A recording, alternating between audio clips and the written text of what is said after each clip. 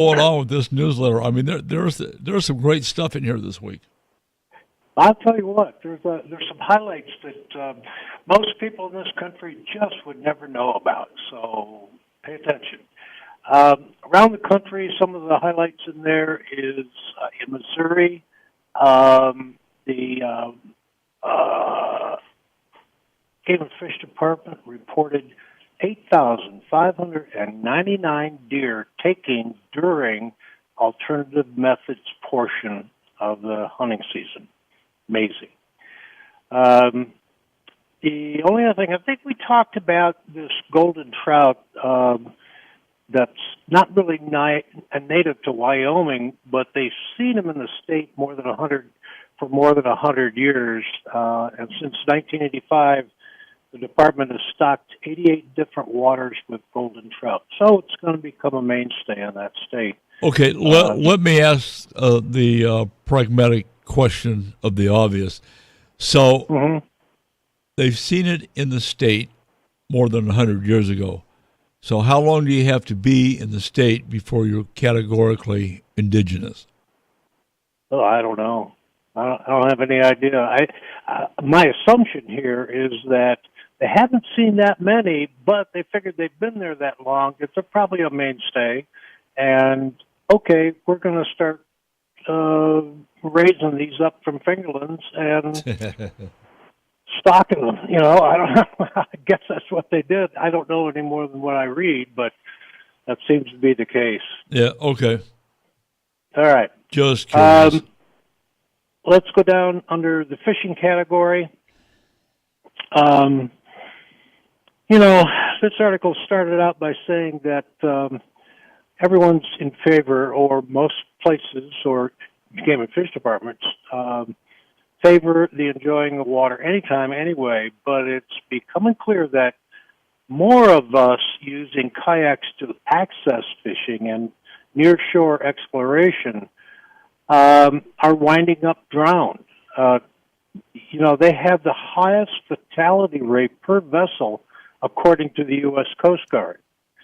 So, if you're going to be out there roaming around, and, we've talked about this on the show before, when these kayaks are competing for water space with the big bass boats, or any other boat for that matter, it's got to be difficult to manage one of these things in high wave activity, So just be wise when you go out fishing in a kayak. Yeah, I think I'll forward this to Division. Let them take a peek at it. Yeah. We're going to move down to a lady who makes cakes that look like fish. Now, she goes beyond fish. She's done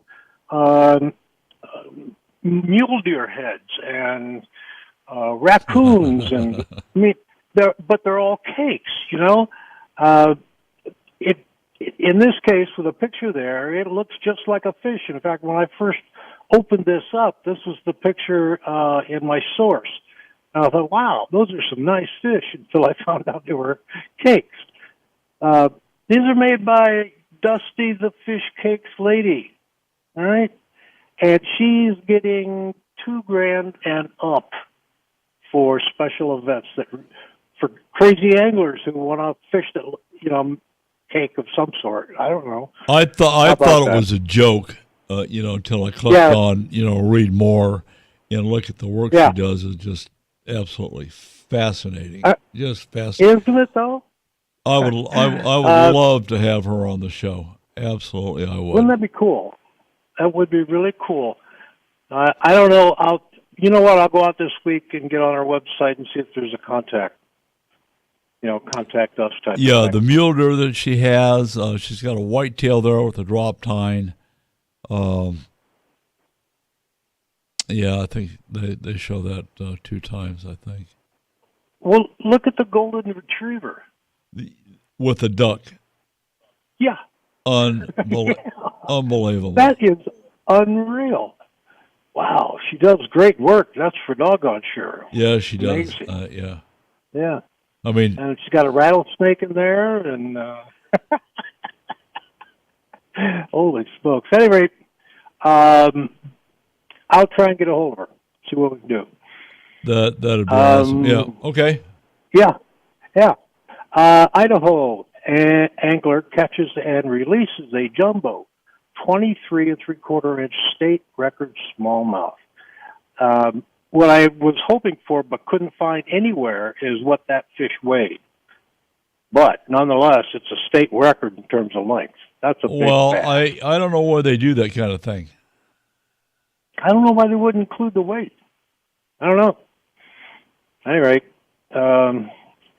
the next thing I want to talk about, when I saw this, I thought, man alive, these things ought to sell like hotcakes.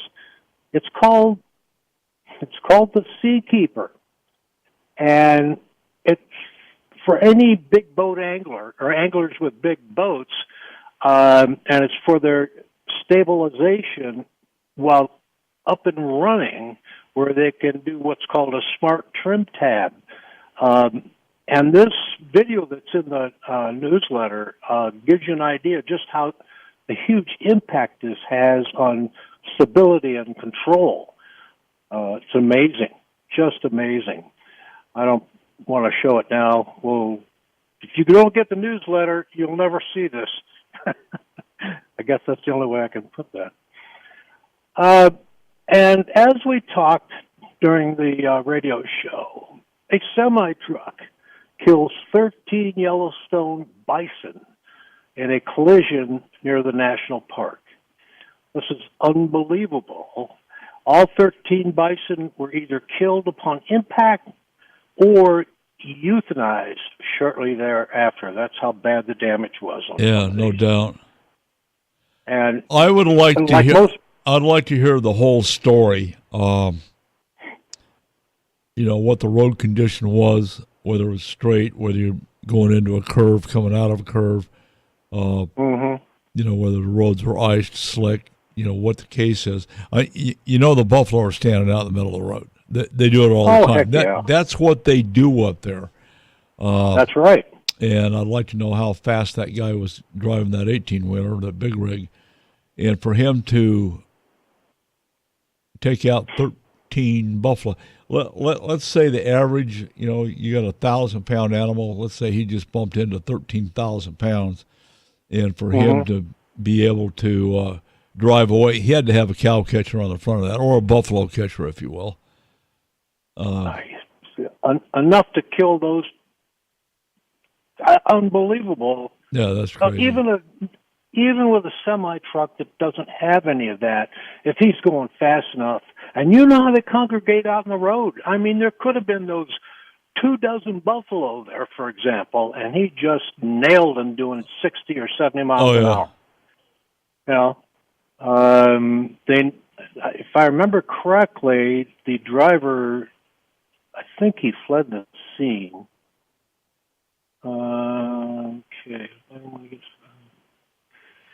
Yeah, I don't know. I have to go through this again. I'm gonna give the Yellowstone Park and or the Highway Patrol, who's doing the investigation, call, see if I can't get more information. Okay. Yeah. I want to move back up to that smallmouth. A previous record that was 23